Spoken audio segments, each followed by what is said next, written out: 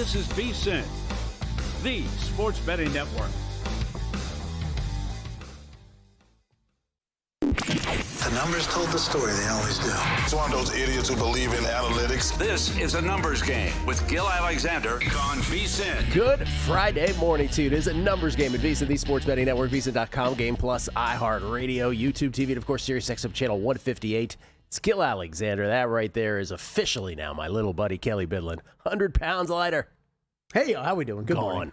You dropped a person is what you did. Well done. That's right. Thank you. Appreciate that. Of course, the cavalry's coming in this weekend, and he'll be about 5 pounds heavier by Monday. It's already started. Yeah. Oh, really? Yeah, oh, yeah. Hey, you ran in. Hey, Kelly has a story. By the way, on the show today, Fezzik. It's Football Friday, so we got Fezzik on. We got Dr. Bob on.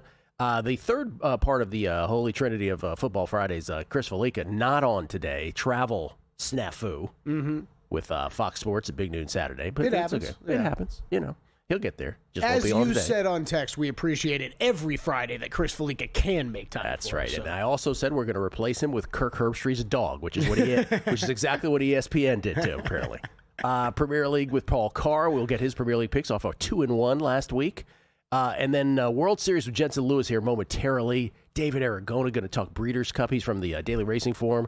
Going to talk Breeders' Cup with us. I'm going to see how many of our horse racing guests will say things like, that's one confident horse. Really? Did you interview the horse? Really? You and I are already carving out motivational angles. Yeah. That's right. Yeah. This is a sandwich spot for some of these horses. Sandwich spot, yeah. I don't think the Breeders' Cup is, but who knows? Well, maybe we'll Look find that ahead out. spot. Kentucky Derby just around the corner. Wait, we got to jam in football last night and then baseball tonight real quick, but because we got a lot of guests. But who did you run into last night?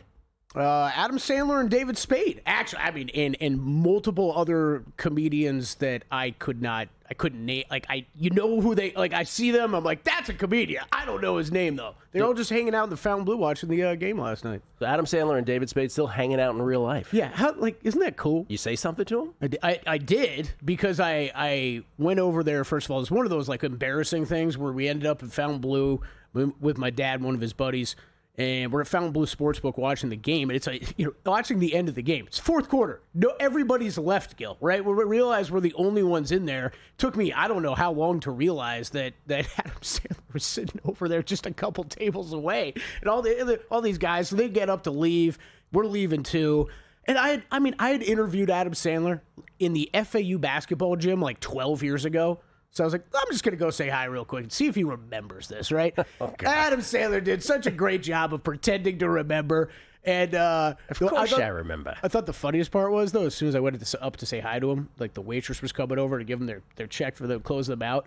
The amount of people that just kind of cleared out of the way for that check to go given right to Adam Sandler was comical. And then David Spade just left. Like, it was like, see ya. All right, Sandler's got the check. I'm out.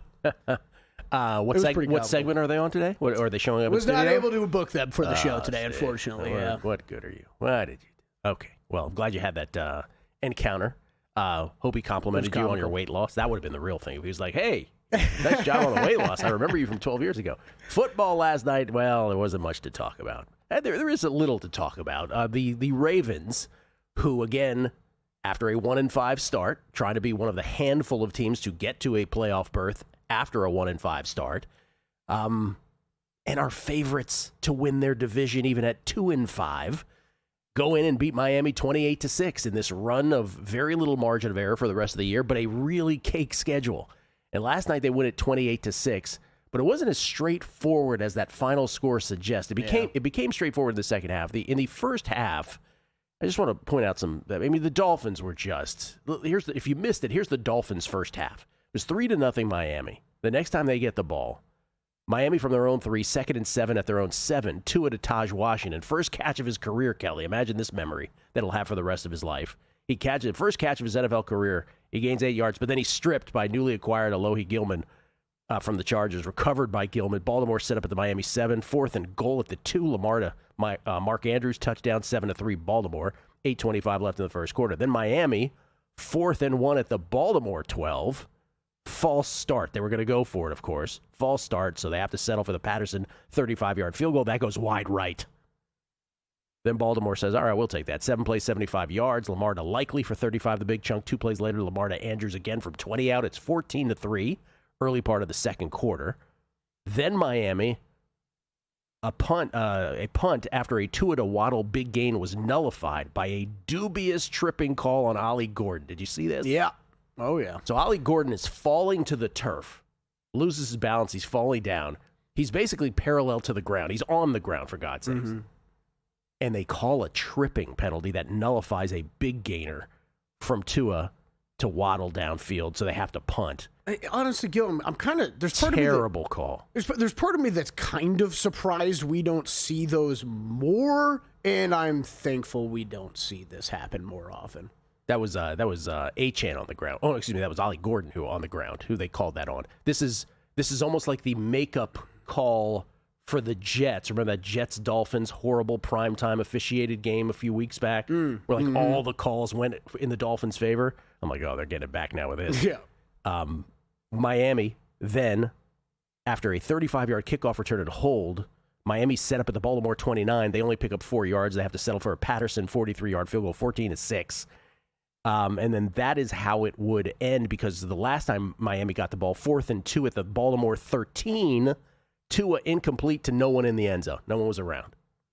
So here's the summary of the first half. It's 14-6 Baltimore. Baltimore only had 109 total yards and 4 first downs.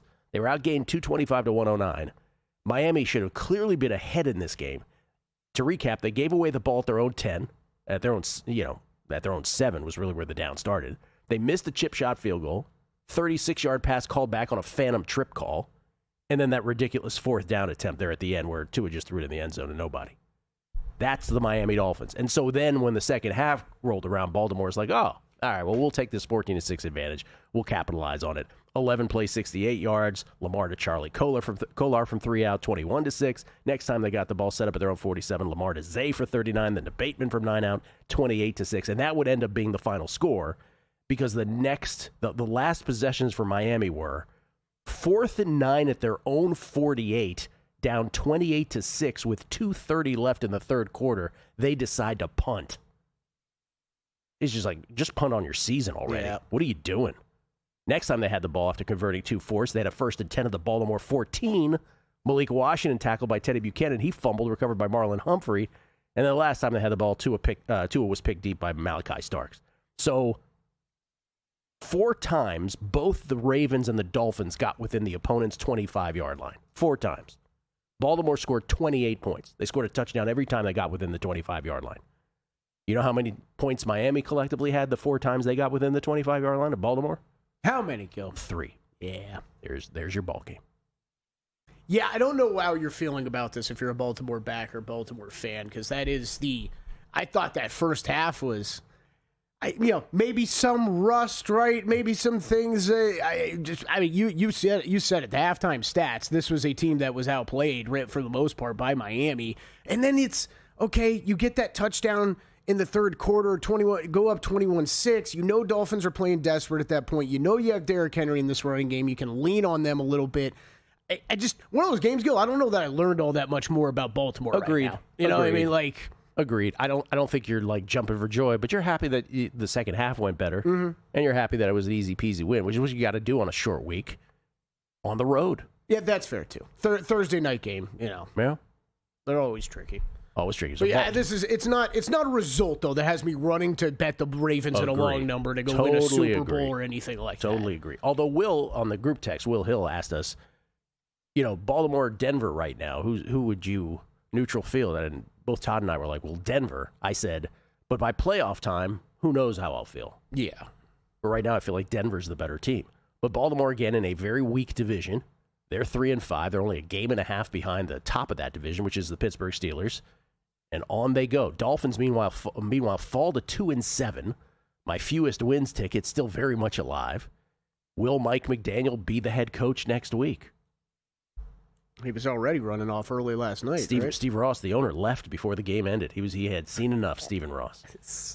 So Stephen Ross bounced. Didn't McDaniel get caught running off a little early too? Oh, did he? I believe so. Oh, I don't know about that. Yeah, ain't looking good in Miami. But I don't know, Gil. We're so what? They're 9 weeks into the season. Like you kind of get to a point too where is an interim really helping at this point? No.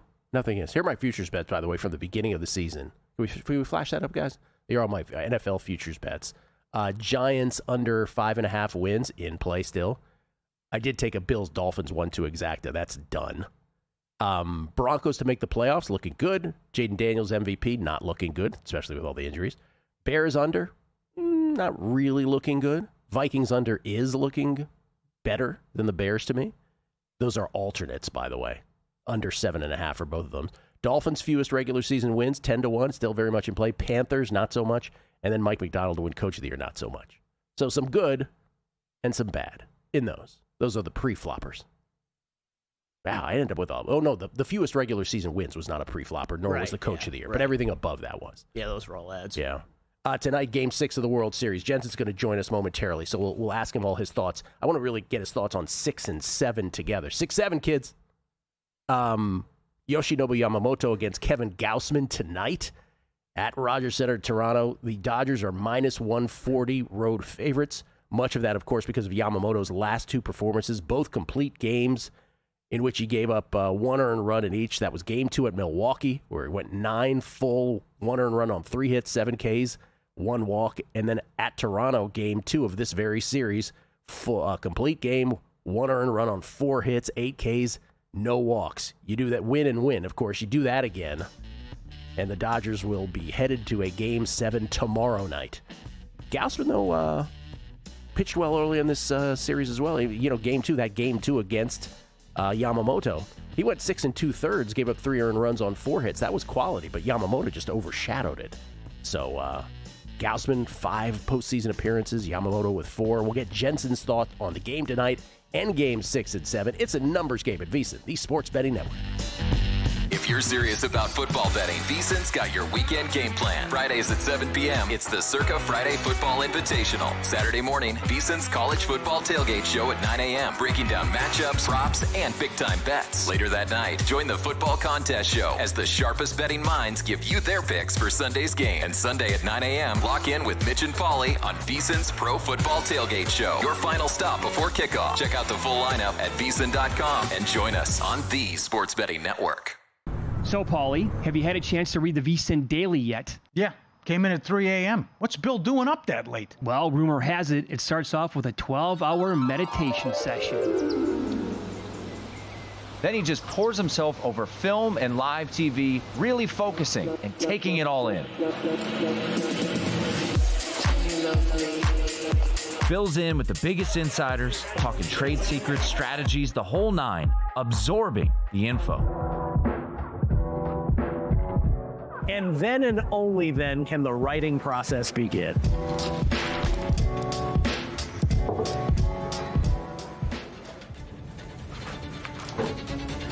In Las Vegas, Bill's late night becomes your early morning. Wake up to the very latest betting insights in your inbox with the VSiN Daily. Sign up for free at vsin.com/newsletter.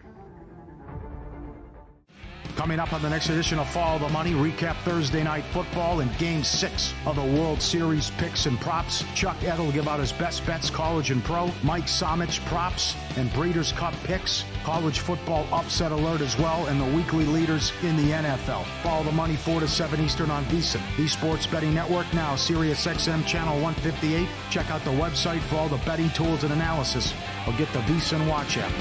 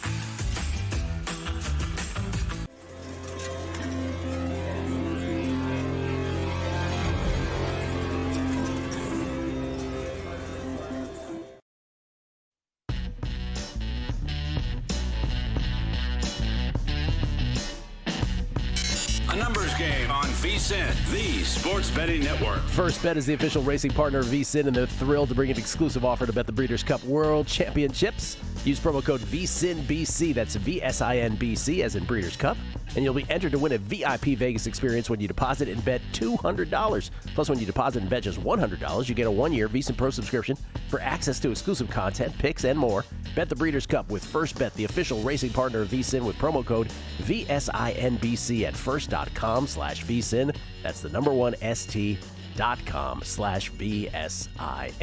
Gil Alexander, Kelly Bidlin. This gentleman played himself into the bigs, into the show back in the day. And Kelly has a biting question to start with. Jensen Lewis, co-host of By the Books, which he does with Dave Ross here every morning at the network. He joins us courtesy of the Progressive Guest Line. Good morning, Jensen. Hard-hitting question from Kelly to start. That's right. Ask this off the air, so you've had 45 seconds to think about it. Which pitch during your career, Jensen, did you try the hardest to master but fail at? So I am part of the Andrew Chafin group known as the Failed Starters. And the big reason why is I could not get a breaking ball to save my life. So we tried a curveball as I got into high A and double A. And it worked for a little bit. And then second, third time around the order, Kelly, I could not just recreate it. It was there one start, and then it was gone for 2 or 3 starts in a row. So we scrapped that one. And then we went to a bit of a hybrid slider. It really, if you got down to the nuts and bolts, it to me was more of a traditional cut fastball, but it had a little bit of depth. And organizationally, they wanted me to have 3 pitches to get to the big leagues. So I had to, quote unquote, finish off a slider in double A. And so if you look back at my pitch metrics, I was about as heavy fastball changeup as could get. I think I threw 20 cut fastball / slider, whatever you want to call it, in my major league career. So that is the pitch that ultimately, I guess from an organizational standpoint, like, oh, he's ready. Now he's got a third pitch to go get people out. No, I might have gotten an A-Rod out on it one time, but outside of that, it was primarily fastball changeup. What answer were you hoping for? Knuckleball. Obviously knuckleball. But I have one follow-up question now. So if you only threw this 20 times in the majors, Jensen, like, were you way more nervous every time you had to throw that pitch? Not really, because it was only to right-handed hitters. So, it was going away from the right-handed bat. So if I threw it in the dirt, I wasn't really worried about it. What I would have been very fearful of is the dreaded down and in to left-handed power bats, because that's where pitches go to die. So to me, it was one of those for show, if you will. I think I threw a couple of them 0-0 just to steal a strike, because I knew I wasn't getting a boatload of movement. But it was a little wrinkle that maybe they go back to the dugout and say, did you see that? Like, is it a cutter? Is it a slider? I don't know what it is. So good. They don't know what it is. I don't know what it is either, but it got me a strike when I needed to. Well, Jensen, I'd like to ask you about Yoshinobu Yamamoto. Specifically, you had, I just talked about his last 2 complete games, but you have his last 10, his numbers. What are some of those? Yeah, much better curveball than I had by a very fair margin. So if you go back to the regular season, and that encompasses 10 starts here, Gil, a 5-1 record, a 1.31 ERA for Yoshi Yamamoto, 76 strikeouts, 17 walks in his last 68 2/3. And to put a button on it, he is pretty dominant right now with the curveball and the split finger in this series. The Jays, a combined 0 for 16 in ABs with a curveball and a splitter. And it's an 0.87 opponent's average against his curveball, a 1.30 opposing average against the split finger. And guys, let's just be fair. After the first 2 or 3 innings, Toronto wasn't getting to him. And I think I circle back to that in the handicap tonight, Gil, is that there were plenty of run scoring opportunities against Yamamoto in game 2 that the Jays just could not get it across the line. Big reason why. That curveball and that splitter played a real big part in that. So, if it ain't broke, don't fix it. I would fully expect that arsenal to be on display very early and often against the Jays hitters tonight. Here's what I'm curious about from you, because you'll have a much better sense of this than I would, which is what is the Dave Roberts and John Schneider sort of thinking managing the 2 games, right? The potential 2 games as opposed to the 1 tonight. Like, what is the contingency plan, in your opinion, for who is ready to go? Who would they be willing to use? I think it, and ironically, maybe a more clear cut for Dave Roberts tonight, because I think he kind of tipped his hand in Game 5, is that he's going to go down with his starters. I don't think he really trusts anyone in his bullpen, and even saying that he trusts Roki Sasaki right now is a stretch. I don't think you put him on a polygraph, that thing is going to be up, down, left, right. I don't know if you're going to get the truthful answer there. So that got me, Gil, to the over on the outs recorded for Yoshi Yamamoto tonight. So I played the over 18.5. Because in my heart of hearts, I think Dave Roberts wants to go back and say, listen, he's our best bullet. If we get beat by our best, tip your cap, so be it. Wasn't going to be our night. I'm fascinated by where John Schneider goes with Kevin Gausman, how deep he goes with him, because the Jays are in a far better spot for length if they need it. And, whether that is Chris Bassett coming in relief tonight or they leave him for an inning. I don't think they touch Max Scherzer tonight, knowing that if you do get to a Game 7, it'll probably be Max and maybe Shane Bieber in some respect. So I think it's pretty clear cut for Dave Roberts tonight. You're going to go as long and as far as you can with Yoshi. And then I think you can entertain Ohtani closing it out, but you'd want him available for both nights. So that gets me to Roki Sasaki for multiple innings tonight. And then thinking ahead for tomorrow, it's probably Tyler Glass now, and then bridging to maybe Ohtani for the final, 2-3 innings. That would be, to me, knowing that the Ohtani rule does not come into play here, where if Ohtani starts the game as a starting pitcher, then he can remain in the game. That way is the DH. I think for me, it ends up being where if you're getting Ohtani is finishing either Game 6 tonight or Game 7 tomorrow. Yeah. So when you say go down with his starters, it can't be this endless succession, because they've got to save, right? Glass now, I'm thinking it's probably Glass now for 7. Try to creatively use Ohtani in both. That's sort of the most fascinating part of this, right? If the Dodgers are able to extend it to a Game 7. And your cohort, Captain America Dave Ross, I do not want to bury the headline, because as I was driving in, I got the rundown. But for those who didn't hear this, and for those who missed it, what is the Dave Ross Blue Jays 22-1 ticket? Where does he stand on this?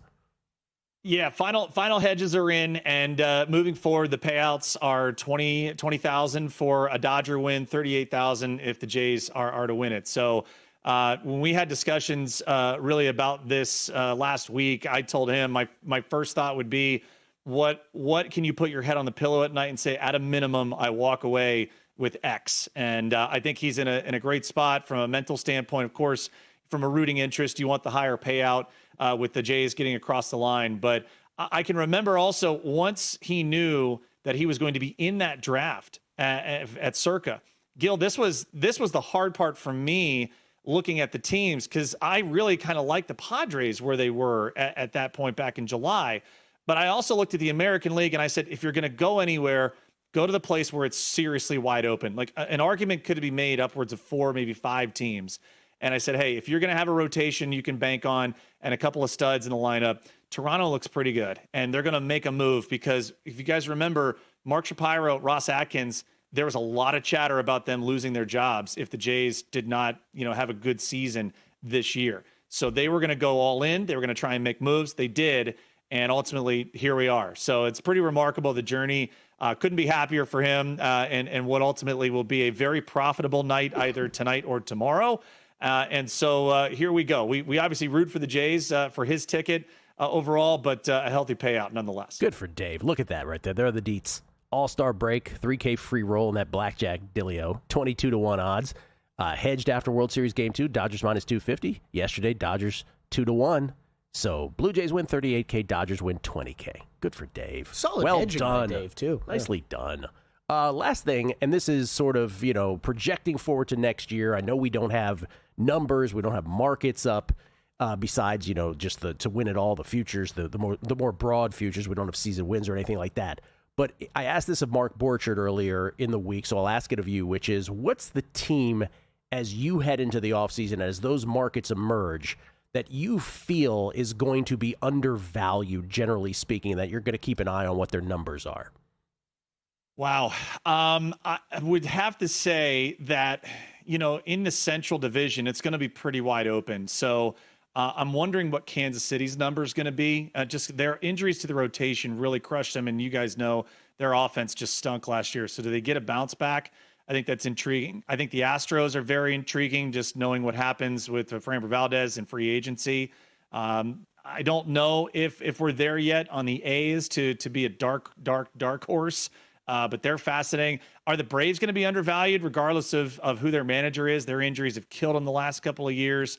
And then, hey, what does Tony Vitello look like with the Giants? I think they are a fascinating case study with what he brings to them. Just got it in under the gun. It's about to be a violation. Jensen, can't thank you enough. Good luck with your bets. Enjoy the game tonight and perhaps Game 7 tomorrow night. We shall see. You got it. Thanks, boys, as always. Jensen Lewis, everybody. At JLew, that's JLEW. Like and go Vandy this weekend. JLew. Oh, and we didn't even get to ask a Vandy question. Go Vandy, Jensen. I don't have a bet, so go Vandy. It's a host violation is what that is. I think we know where he stands on that. Yeah. Let's talk some Breeders' Cup on the other side.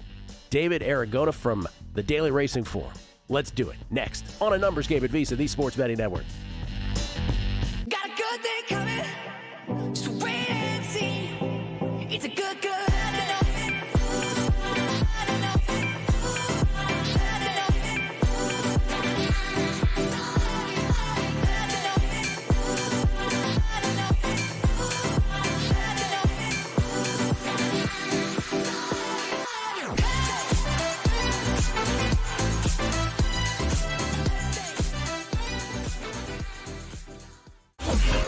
The NBA betting season is tipping off, and VSiN's got you covered with our brand new NBA betting guide. We've packed it with key insights and betting trends, previews of all 30 teams, and of course, our experts' season-long best bets. It's the playbook you want in your hands before the first tip. The guide is exclusive for VSiN Pro members, so don't miss out. Sign up today at VSiN.com/subscribe and join us on the Sports Betting Network.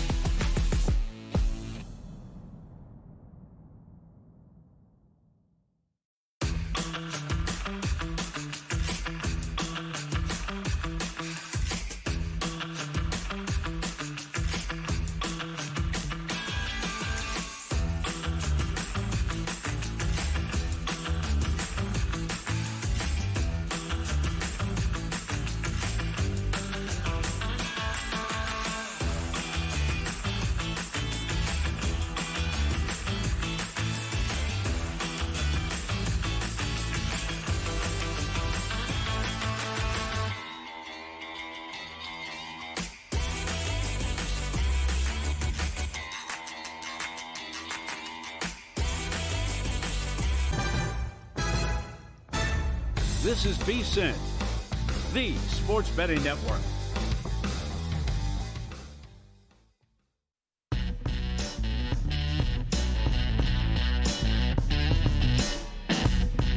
A numbers game on VSiN, the Sports Betting Network. Breeders' Cup weekend is here, and you don't want to go in guessing. We got a full expert picks sheet for just $9.99. That's every race, both days, straight from 3 top handicappers, including Mike Somich, who was kind enough to come on the show yesterday. He did the Derby Superfecta this year. You may recall that. And if you're a VSiN Pro subscriber, you get the picks for free. We're laying out top selections and confidence scores, perfect for anyone trying to add a data point into their handicapping, or for beginners looking to gain an edge. Instant download, zero fluff, huge value. Order now at VSiN.com/breeders. That's VSIN.com/breeders. Real excited to have this gentleman on the show. He is from the Daily Racing Form, a Daily Racing Form handicapper and line maker. You can follow him on Twitter at Horse to Watch. That's Horse to Watch. David Aragona making his debut appearance on the show, courtesy of the Progressive Guest Line. Good morning to you, David. It's horse racing Super Bowl time, isn't it? It really is. I mean, a lot of focus for the casual fans is on the Triple Crown races, but the Breeders' Cup is where you have all of the top horses, all ages, all divisions competing this weekend. So a lot to look forward to on Friday and Saturday out at Del Mar. I want to get to the good stuff tomorrow, and I want to ask you my pat question about sovereignty and legacy and all that, but I haven't heard a lot about today's races from anyone. Do you have any plays in any of the races today? Yeah, so they call today Future Stars Friday. It's when all of the 2-year-olds have their championship races. So the divisions of horses that might be competing in races like the Kentucky Derby or the Triple Crown next year, the horses competing in today's feature, the Breeders' Cup Juvenile, are those horses, the 2-year-old males that will turn 1-year-old or become the 3-year-old males that could be pointing towards the Kentucky Derby next year. The big favorite in that race is a horse named Ted Noffy. He's undefeated so far, coming from the East Coast over to the West Coast to try the best horses in Southern California. I think he's a likely winner, but a very short price, maybe beatable. I like one of the Southern California 2-year-olds named Intrepido, drawn in post 1. I've got him at 8-1 on the morning line, so I think he's the one horse in the race that could offer some value if you're trying to beat the favorite. Look at that, the 8-horse, Kelly. Ted Noffy. We're naming horses just, full human names. Ted. Let's go, Ted. Let's go, Ted. I like it. Ted Noffy. That's the juvenile today. Anything else today, or is that the one? The first Breeders' Cup race of the weekend is race 6 at Del Mar today, the Juvenile Turf Sprint. I think the biggest price that I like today is the horse number 3 in there. Her name is Royal Testament. This is a race for a very short distance, 5 furlongs on the grass course. It's over in less than a minute. And this horse is one that I think is getting a really positive jockey upgrade to Flavien Prat, who is one of the best jockeys in the game right now. She's drawn really well towards the inside. You definitely want to have rail position as you go around that tight turn at Del Mar. And I think Flavien's going to be able to work out a good trip on her. She's a horse from New York that I think has run a little better than it looks in her last couple of starts. So she's one that I think could offer value in what is a wide open race to kick off the weekend. I like it. By the way, all of David's stuff, by the way, you can find more of David Aragona's Breeders' Cup analysis and insights from the entire Daily Racing Form team. That includes betting strategies and the latest news at drf.com/Breeders' Cup. All right, let's go to tomorrow, and let's start with the Classic. And specifically, before we get into your picks here, about sovereignty. I asked this of our horse racing experts yesterday, but it's the part that fascinates me the most because as not a in-the-weeds horse racing guy, but as someone who grew up at a time, I'm old enough to remember when horse racing and the Triple Crown itself was like this massive thing. And then as we've gotten older, obviously owners, trainers making sort of business decisions with horses when they win the Derby to sort of sit out the Preakness. Sovereignty was an example of this. And now Sovereignty with the chance to just, this would have been an incredible field. It still is an incredible field, but with Sovereignty in it, it would have just been over the top spectacular. But a fever, and so Sovereignty can't go in this race. How does just a legacy question on Sovereignty? How, is it? Peter Fornatale said yesterday, it's one of the big what if questions that we'll ever have in horse racing. You agree with that hyperbole? I do, and it's going to remain one of those what-if questions if they do decide to retire Sovereignty at the end of this year and end his racing career. He's got an awesome pedigree aside from his racing experience, so there is a lot of incentive to just send him off to stud and have him be a moneymaker that way rather than on the racetrack. That's happened with a lot of horses that accomplish what he has during their 3-year-old seasons. But this question will remain out there. What would he have done against the best older horses in the country? This was going to be his one chance to prove his quality against the best competitors of his generation that were out there, and he's not going to be able to answer it. We already know he is way better than the horses in his own age group. He proved that in the Kentucky Derby, the Belmont Stakes, and then the Travers this summer when he was so impressive at his last victory. That's the race that kind of set him up as the heavy favorite for this race, but we're not going to find out. And when you look back through history, a lot of horses that never proved themselves against older horses, their legacy, it's not really considered in the same light as the greats of all time. And Sovereignty seemed like a horse that was on the precipice of achieving greatness, and he might not get the chance to do so if they don't give him a chance to run again next year. I guess we'll wait to see what that decision is in the coming weeks. Yeah, you just think about names like obviously Secretariat, top of that list, but in our lifetime, Seattle Slew and Affirmed, and obviously more recently American Pharaoh and Justified. But I guess money is the ultimate North Star and the sort of planning. It always is. Always is. About the Breeders' Cup Classic tomorrow, well, how do you break this down now without Sovereignty? It obviously becomes a much more wide open race, and it's still a great race. I mean, the focus shifts to the top 3 finishers from last year's Breeders' Cup Classic. Sierra Leone first, Fierceness was second, and Forever Young was third. And I think they're still going to be the 3 favorites in this race. Fierceness is coming in off a victory at Del Mar, going the same distance. So I think that's going to attract a lot of support in his direction. There's this narrative out there that he's just a different horse racing over the Southern California tracks that he is elsewhere. So I think there is a little bit of validity to that. I'm really interested in the Japanese horse coming back over for this race, Forever Young. He was an unlucky third in last year's Kentucky Derby. I thought he was a slightly unlucky third in last year's Breeders' Cup Classic. He's run some races overseas this year that suggest he is just as good as ever, if not better than he was last year. And I think he's going to work out a really good trip from the outside. It's a horse that likes to stalk the pace, and there's a really fast horse that's going to be a pace setter inside of him. So I think he's allowed to get right into position, and I believe Forever Young is the bet in this race. Wow, not our first Forever Young vote of the week. Wow, a lot of love for Forever Young. Okay, let's go to the turf if we could. I'm curious about this because Rebels Romance has won 2 Breeders' Cup races before. No male horse has ever won 3, correct? How do you break down that race? Rebels Romance is an amazing horse. I mean, we talked about Sovereignty potentially being retired after his 3-year-old season. I mean, Rebels Romance won his first Breeders' Cup Turf when he was a 4-year-old, and he's since gone on, now competing in his 3rd Breeders' Cup Turf, going for 3 of the last 4 years now as a 7-year-old. So he is just a veteran of the game. He competes at a high level and just is so consistent. He runs all over the globe, and he runs at a high level, maybe the highest level when he comes to North America, racing over the flat, harder turf courses here. He's proven at Del Mar. He's a very reliable option. The problem for Rebels Romance is that there is a younger, upstart 3-year-old filly in the race named Mini Hawk, who is coming off one of the best performances that we saw delivered by any horse in Europe, where the best grass horses reside. That was in the Prix de l'Arc de Triomphe in France. And if she runs as well as she did that day in early October, she might be too tough for Rebels Romance to beat at this stage of his career, but it's going to be a fun matchup between these two. All right, and no love for Wimbledon Hawkeye. Still no love for Wimbledon Hawkeye. You're still looking for that love. It's a thing on this show, but I get it. All right, be a big price. Yeah, but beyond those races, then what are your best bets of the entire weekend? I leave it open for you.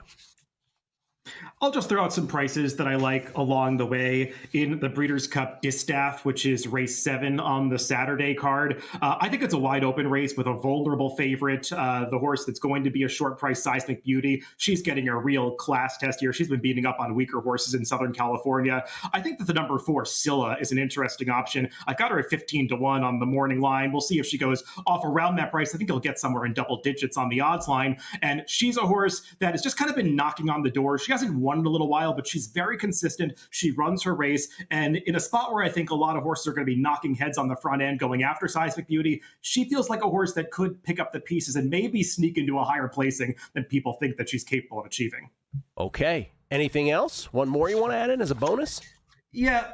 I'll go to the very last race on the card. It's the Filly and Mare Turf. They end things on Breeders' Cup weekend with just a really competitive 14-horse field. And there's a horse in there, Cinderella's Dream, who I got at 9-2 on the morning line. I don't think she's going to be favored. I mean, she'll be one of the shorter price in this race. But like I said, the money is going to be so spread around. She was an unlucky second in this race last year when she had a little bit of traffic trouble, arguably could have won. She is one of 2 horses going out for her connections, Godolphin and trainer Charlie Appleby. And I know the other horse that they're sending out, Diamond Rain, is attracting some support, but their top jockey, William Buick, has chosen to go with Cinderella's Dream instead, despite the fact that her form doesn't look quite as good this year. But I think she's a horse that's better over these harder American tight-turned courses, and I believe she's going to run her A race on Saturday. David, really appreciate it. Nice to meet you. Thanks for making the time. Yeah, happy to come on, guys. David Aragona, everybody, from Daily Racing Form. At Horse to Watch is where you can find him on Twitter. Once again, drf.com/Breeders' Cup for all of his stuff, all of the Daily Racing Form team stuff, including strategies, the latest news, and all their Breeders' Cup picks. By the way, Chris Felica, who's not here today, on the Classic, he has this to say: the scratch of sovereignty is a bummer as someone who appreciates greatness in the sport, but from a betting standpoint, might make for a more compelling race in some people's eyes. Fierceness, he says, will likely take over the role of favoritism, and deservedly so. He romped here in the Pacific Classic in a field which included journalism from the rail. I think he wins right back. Also says Forever Young will take a lot of money, but as we saw last year in this race, he's just a notch below Fierceness and last year's winner, Sierra Leone. How about that? Okay. Christopher Felica with a different viewpoint on all that. How about some soccer?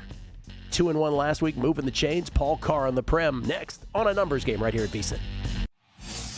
VSiN's player prop projection tool is now available for the NBA. Get projections for points, assists, rebounds, and more powered by Opta AI. On VSiN.com/NBA props, we line up our projections against the latest DraftKings odds so you can quickly spot mismatches and find value before the market adjusts. The NBA player prop projections tool is free for a limited time. Check it out now at VSiN.com/NBA props and join us on the Sports Betting Network.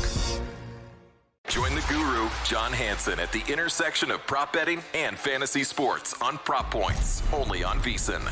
Lesson number one, Patty's back. I still believe that Caleb Williams is not any good. And, other than Roma Dunze, I don't trust anyone that can't run the ball. John and his guests will help you find the connection between the two and give you his expert advice on how to capitalize when a number is too good to pass up. Prop Points, weekdays at 1 p.m. Eastern on VSiN.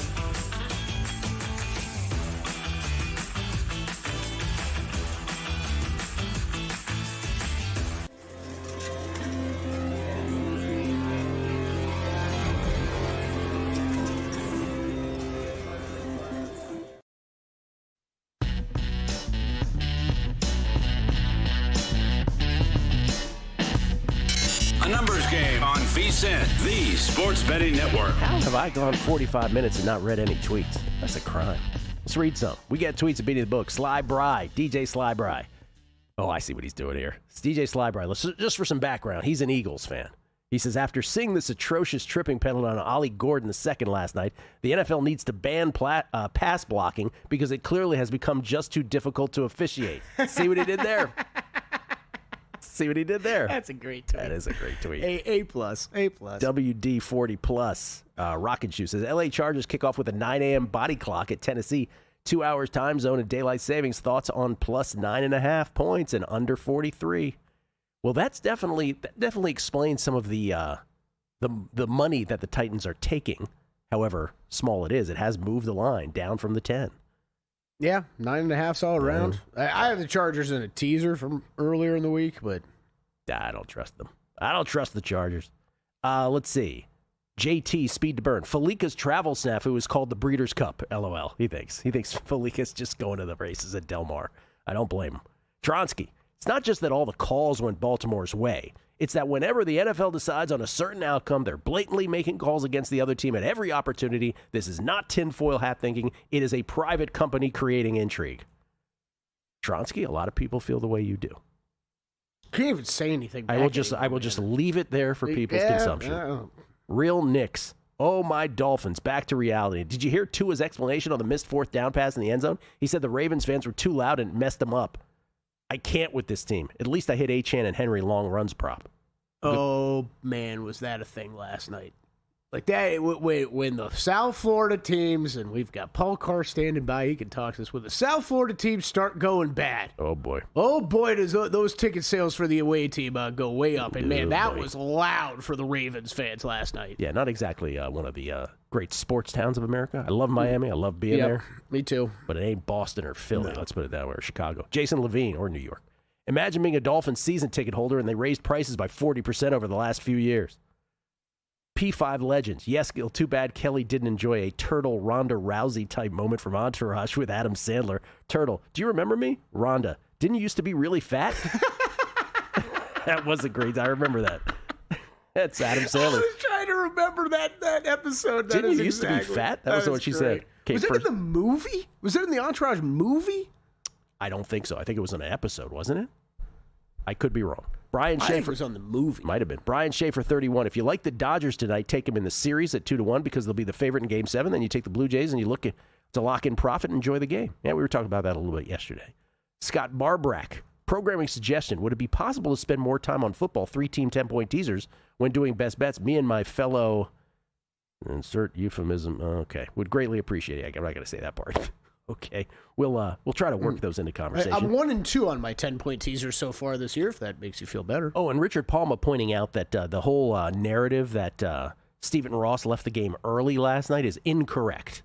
Yeah, incorrect. I saw that apparently. Yeah. Omar Kelly, who Dolphins beat reporter, says the Amazon broadcast crew claimed that Steve Ross left the game before it was over. That isn't accurate, according to 7 Sports Extra, which I guess is a local TV station down there in Miami. Where he said they had film of him running off the field after the game. So there you go. We regret the error.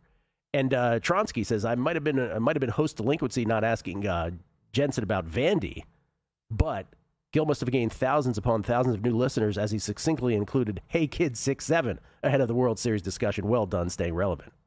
Kelly was shocked that I knew that too. We were told we need to appeal to a younger audience. So yeah, Gil's been sharpening up. This just in, we were not told that, but okay. 6-7. People can believe you when you say that. Yeah. Ladies and gentlemen, he is a Miami Dolphins fan, for better or worse. I think it's for worse. Paul Card joins us now to give us some Premier League picks, but before that, he must address the Dolphins, courtesy of the Progressive Guest Line. How you doing, Paul? I'm here. The first half last night, the Dolphins probably outplayed the Ravens. Yes, and should have been ahead. Yes. And so I was not feeling bad at halftime in the sense of, from a competitive sense, like, all right, we're in this, but then the second half was just a disaster. And yeah. Did you say you had some kind of conspiracy theory? This is my favorite thing going around Dolphins Twitter, writing whatever. And I'm a bit clear, I'm not reporting this, but there's a theory that Dolphins won't fire more Chris Greer, who's been the GM since 2016, than McDaniel. But theory they won't fire Greer because basically he knows where all the bodies are. Just from all the stuff that's happened with There's trying to hire Sean Payton, the Brian Flores stuff, all those things related to ownership and such. So there's a theory that they won't fire him because that would just open the door and he would let all the secrets out, et cetera, et cetera. So I kind of think there's something to that, but I don't know how much. You never know, man. Never know, yeah. You never know. I've heard more ridiculous things in sports, that's for sure. Absolutely. Yes. All right, to the Premier League. Before we get to your three-pack of picks, nice job on the 2-1 last week. Your brand, moving the chains. You wanted to make a point about the to win the whole Prem title thing, specifically as it relates to Arsenal, I believe. Yeah, I mean, the odds are always very fluid. They change week to week. Arsenal won last weekend, City and Liverpool lost. So now Arsenal's like minus 230-ish to win the title. There's a lot, the articles this week in soccer media, a lot of it, it's the title race over, it's Arsenal's lose, etc. I still kind of like City at a plus 450 number. I already have them from preseason, so I'm not investing more. But Arsenal is getting such a high percentage of their goals off set pieces, and City their defense looks better, and they're not at full speed. Like Rodri's not back fully in the mix yet for them. So I feel like City can get better, and Arsenal has a chance to drop off. The 6-point gap is definitely something, and Arsenal can also improve in several ways. So I'm not saying this is a lock or anything, but City plus 450, I still don't mind a sprinkle here. City, by the way, in 5th place, 6 points behind Arsenal. Arsenal with 22 points after 9 matches. Man City with 16. In between Arsenal and Man City, Bournemouth, 4 back at 18 points. Tottenham was 17 and Sunderland was 17. Some of those sides you would not have expected there, correct? Sunderland was they're newly promoted. They were one of the 3 relegation favorites, and here they are in 4th place. I'd be stunned if they finished in a Champions League spot, but even top half would be a giant accomplishment when your real goal is just staying up. By the way, I'm obsessed with the bottom end of the table. The Wolves have two. They stink. And my plus 300 ticket on them getting relegated. It's looking good. That is looking very good. The Wolverhampton Wanderers? The Wolverhampton Wanderers. There you go. That were very well done. But the record, again, for the worst is 11 points, and they have 2 points. We're 9 matches into a 38-match season, so not quite trending in that direction, but on pace. Let's put it that way. They are on pace. You can squint and see it. Yeah. They've changed managers twice already, so that's not good. So, yeah, they're kind of a mess. So kind of a mess. Yeah. Okay, to the 3-pack of picks. What do you got? All right, we'll start with Arsenal.